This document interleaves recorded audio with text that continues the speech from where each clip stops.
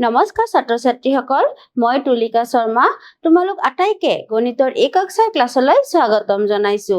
আজি আমি তোমালোকৰ পাঠ্যপুথিৰ তৃতীয় অধ্যায় সংখ্যাৰ সৈতে খেলা পাঠটিৰ আন এটি অংশলৈ আগবাঢ়িছো। এই অংশটিত কি আছে আমি চাওঁ আহা। কৰি চাওঁ আহাৰ 3.3 বাকি থকা অংশখিনি আমি ইয়াতে আজি কৰিবলৈ গৈ আছো।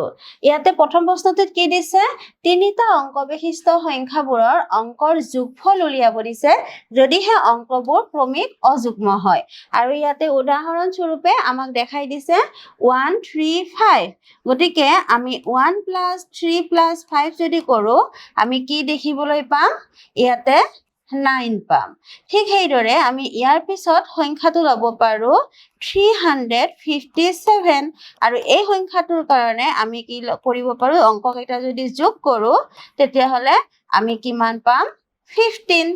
ঠিক সেইদৰে ইয়াৰ পিছত আমি কি ল'ব পাৰো 579 মানে 579 আৰু যদি আমি ইয়াৰে অংককেইটা যোগ কৰো আমি কি পাম 5 + 7 + 9 আমি কিমান পাম 21। গতিকে ইয়াতে আমাক কোৱাৰ দৰে আমি যোগফল কেইটা ইয়াতে উলিয়ালো।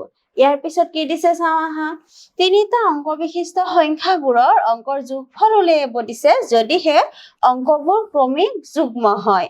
আগৰটোত আমি কি কৰিছিলো অযুগ্ম সংখ্যাৰ, আৰু ইয়াতে আমি যুগ্ম সংখ্যাৰ কৰিম। গতিকে যুগ্ম সংখ্যা কি হয়, ফাৰ্ষ্টতে 2 4 6 আৰু এই সংখ্যাটোৰ অংকবোৰ যোগ কৰিলে আমি কি পাম 2 + 4 + 6 আমি কিমান পাম 12 পাম। ঠিক সেইদৰে 4 6 8 পাম।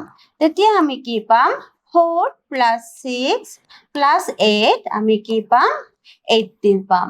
আৰু ইয়াৰ বাহিৰে আমি বেলেগ এনেকুৱা সংখ্যা নাপাওঁ। গতিকে ইয়াৰ পিছত কি প্ৰশ্ন দিছে আমি চাওঁ আহা। ওপৰৰ দুটা সমস্যাত কিবা আৰ্হি দেখা পাইছানে? অংকবোৰৰ যোগফলবোৰ কোন নিৰ্দিষ্ট সংখ্যাৰে বিভাজ্য হয় নেকি?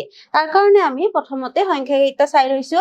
ইয়াতে আমি দেখিছো 4 নম্বৰৰ কাৰণে পোৱা উত্তৰ কেইটা আৰু ইয়াতে 5 নম্বৰ। গতিকে ইয়াতে আমি কি আৰ্হি দেখিবলৈ পাইছো যে ইয়াতে +6 হৈছে, ইয়াতেও +6 হৈছে, আকৌ 5 নম্বৰটো আমি দেখিছো ইয়াতে +6 হৈছে। আৰু এই গোটেইকেইটা সংখ্যাকে কিহেৰে বিভাজ্য হয়, 3ৰে বিভাজ্য হয়। আকৌ 5 নম্বৰৰ উত্তৰ কেইটাত আমি দেখিছো 12 আৰু 18। সেই সংখ্যা কেইটাক 2 3 আৰু 6 সংখ্যা কেইটাৰে বিভাজ্য হয়। গতিকে আমি এনেকৈ সিহঁতৰ মাজৰ পৰা এই কথাবোৰ বিচাৰি উলিয়াব পাৰো। ইয়াৰ পিছত কি দিছে আমি চাওঁ আহা।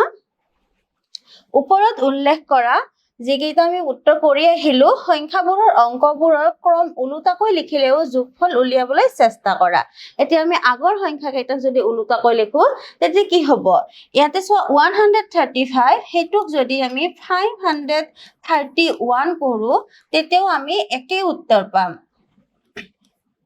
ঠিক সেইদৰে ইয়াতো আমি 753 যদি কৰো আমি কি পাম, উত্তৰটো একেই পাম। ইয়াতো আমি সেনেকৈ 975 যদি কৰো তাৰ যোগফলটো আমি 21 পাম। ইয়াতো সেনেকুৱাই হয় 6 + 4 + 2 আৰু ইয়াতে 8 + 6 + 4। আমি জানো অংকবোৰৰ স্থান সলনি কৰিলেও কি হয়, যোগফলবোৰ সমানে হয়। ইয়াৰ পিছত কি দিছে চাওঁ আহা, সংখ্যাত অংকবোৰৰ অনুসন্ধান।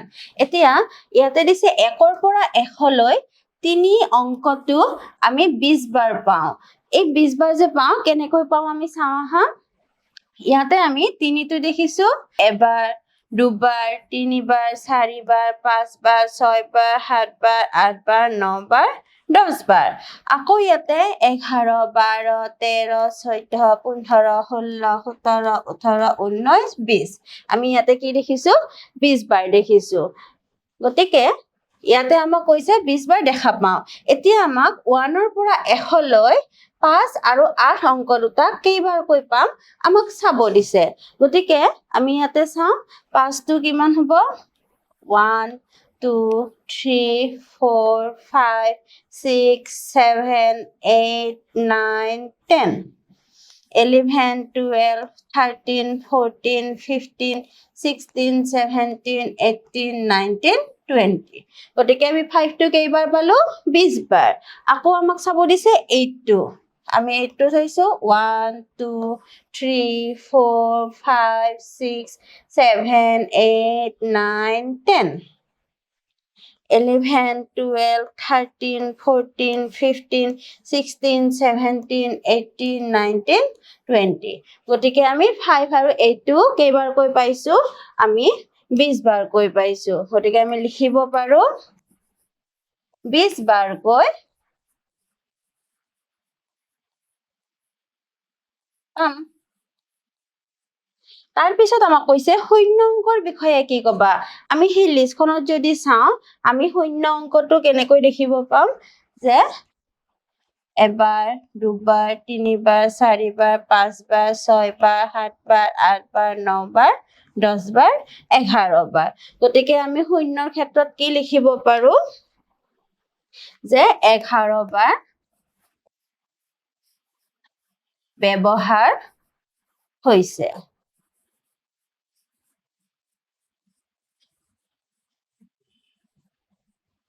গতিকে ইয়াত আমি এনেকে যিকোনো অংকয়ে কেইবাৰ ব্যৱহাৰ হৈছে 1 ৰ পৰা 100 লৈ আমি বিচাৰি উলিয়াব পাৰো। ইয়াৰ পিছত কি দিছে চাওঁ আহা। 1 ৰ পৰা 9 লৈকে অংকবোৰৰ উপস্থিতিৰ কিবা সাদৃশ্য দেখিবলৈ পাইছানে? যুক্তিৰে উত্তৰ দিয়া। আমি যদি আগৰ লিষ্টখনলৈ চাওঁ তেতিয়াহ'লে আমি কি দেখিছো যে প্ৰতিটো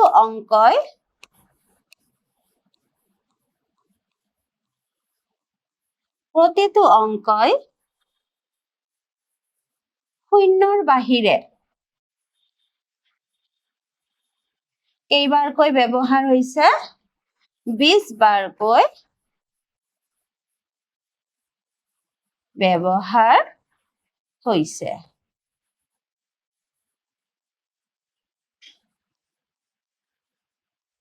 গতিকে আমি এনেকৈ এই প্ৰশ্নটোৰ উত্তৰটো দিব পাৰো।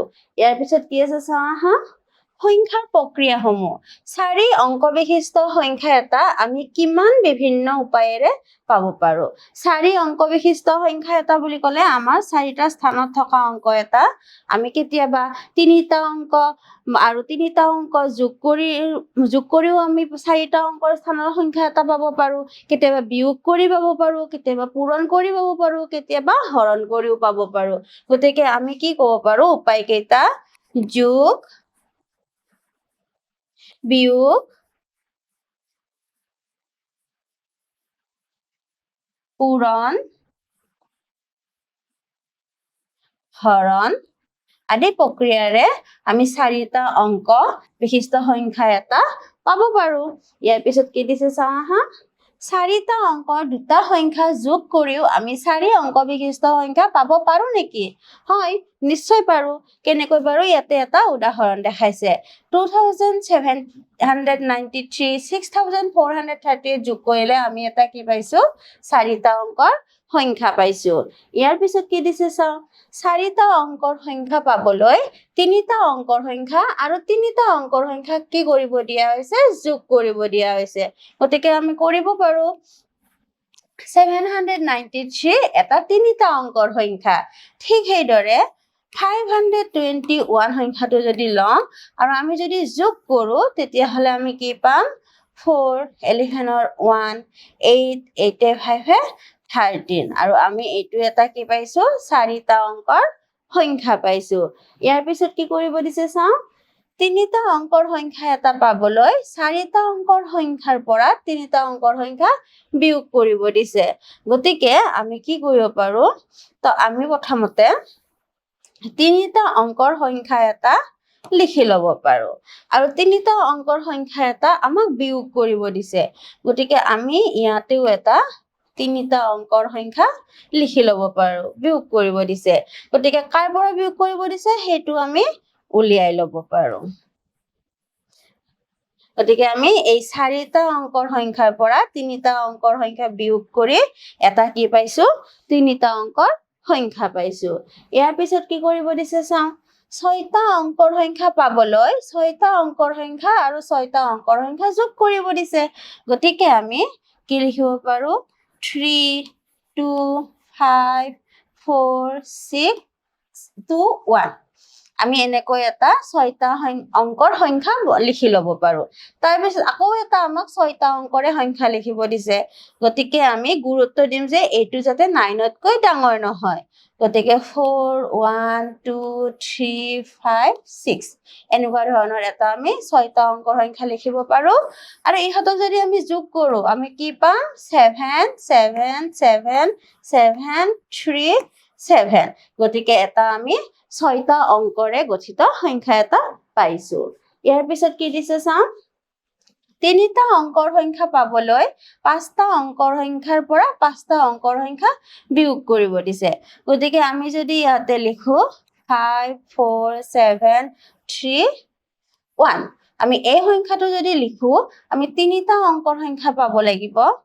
আমি ইয়াতে 5 4ৰেও আৰম্ভ কৰিব পাৰো আৰু 5 3 ৰেও কৰিব পাৰো যদি আমি 5 3 ৰে কৰো তেতিয়া হলে এই সংখ্যাটো 7তকৈ ডাঙৰ হ'ব লাগিব তাৰ পিছত আমাৰ যি মন যায় আমি হেয়ে কৰিব পাৰো এতিয়া আমি বিয়োগ কৰিলে কি পাম 0 পাম 1 পাম 1 যদি বড় কৰো আমি 17 পাম 17 ৰ পৰা 8 গলে আমি 9 পাম 3 ৰ পৰা 3 0 5 ৰ পৰা 5 0 গতিকে আমি কি পালো 3টা অংক বিশিষ্ট এটা সংখ্যা পালো তোমালোকে নিশ্চয় বুজিব পাৰিছা ইয়াৰ পিছত কি দিছে চাওঁ আহা এতিয়া আমাক এই গণিতটোত কি কৰিব দিছে 4 3 7 1 2 5 এই সংখ্যাটো পাবৰ কাৰণে আমাক আগৰ এটা 6টা অংকৰ পৰা 5টা অংকৰ সংখ্যা বিয়োগ কৰিব দিছে গতিকে আমি ইয়াতে যিকোনো এটা সংখ্যা লিখিব পাৰো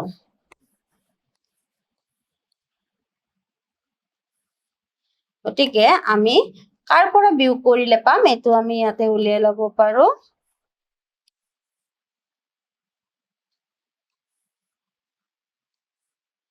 ইয়াতে 5 গতিকে আমি এই সংখ্যাটোৰ পৰা বিয়োগ কৰিব চাব পাৰো 5 ৰ পৰা 0 গলে 5 7 ৰ পৰা 5 গলে 2 3 ৰ পৰা 2 গলে 1 আমি 1 বড় কৰিলো 1 বড় কৰিলে 10 10 ৰ পৰা 3 গলে 7 ইয়াতো 1 থাকিলে আমি 1 বড় কৰিলো 10 ৰ পৰা 7 গলে 3 আৰু 4 ৰ পৰা 4 ইয়াতে আমি পাম গতিকে এনেকৈ আমি কৰি দেখাব পাৰো ইয়াৰ পিছত কি আছে চাওঁ আহা ইয়াৰ পিছত আমাক উত্তৰটো পাব দিছে 4 7 1 2 6 4 7 1 2 6 এই 5টা অংকৰ এটা আমি কি পাম এনসাৰ পাম আৰু আমি 5টা অংকৰ লগত 4টা অংক যোগ কৰিব লাগে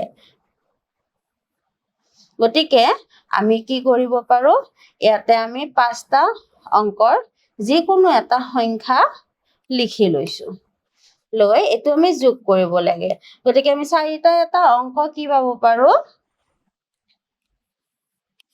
6 ৰ পৰা 1 গলে 5 2 ৰ পৰা 1 গলে 1 11 ৰ পৰা 1 গলে 2 ইয়াতে 6 থাকিল আমি যদি 16 কৰো 16 ৰ পৰা 8 গলে 8 আমি এনেকে এটা 4টা অংকৰ সংখ্যা পালো এতিয়া আমি যোগ কৰি চাওঁ 5 1 6 1 1 2 9 2 11 ৰ 1 1 হাতে গল 8 8 16 16 1 17 ৰ 7 1 হাতে গল 4 গতিকে আমি কোৱা মতে প্ৰশ্নটোৰ উত্তৰ পালো তোমালোকে নিশ্চয় বুজিব পাৰিছা আজিলৈ এইখিনিয়ে ধন্যবাদ